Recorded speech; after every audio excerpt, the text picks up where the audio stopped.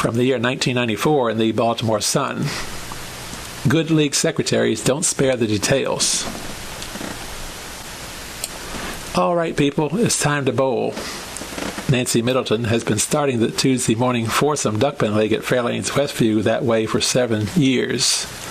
That's just one of the many ways that a good league secretary takes care of business. Middleton, a retired AT&T employee, born and raised in Baltimore, lives in Windsor Hills. I've been bowling about 20 years, she said. I hope I'll be bowling for another 20 years. Too many people think that being a league secretary is easy. Too many league secretaries think the same thing. That's where a lot of trouble develops. A good secretary can make bowling a pleasure. A bad secretary can turn a league into a nightmare. There are just too many details for anyone to approach the job without a great deal of dedication. Too many things that can go wrong if the secretary isn't doing the job properly. The schedule and standings are important. Everyone wants to know exactly what lane they're on and which team they're going to bowl. But there's so much more that a good secretary can do. One of the important things is making sure that the league is a happy one to bowl in. That starts with the secretary doing little things, like finding members for teams that have bowlers drop out, making sure that the prize fund is approved by the league before the last day of the season, and making sure that the teams finish games on time so that the next leagues aren't held up. But when you ask Middleton what's the toughest part of her job, she says, nothing really. It just takes a little time. Middleton carries a 112 average, has a high game of 183, a high set of 430, and always makes sure that she has a little time for her league. Susan Berwanger knows what it takes to have a happy bowling center.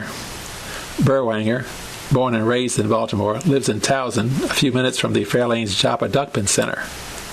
Her husband, Bob, throws a 10-pin ball at Fairlanes Towson. He averages 225 at that center. When you ask Susan Berwanger about her duckpin averages, she laughs, about 90. She started bowling ducks about 2 years ago and is still trying to master the difficult sport of throwing a 3-pound ball at 10 little pins 60 feet away. She has a high game of 128, a high set of 327, and she's not positive that those figures are correct. I bowl for recreation, she said. I bowled 10 pins for a long time while averaging 140 plus, and finally decided that I should know how to bowl ducks if I was going to be in a duckpin center.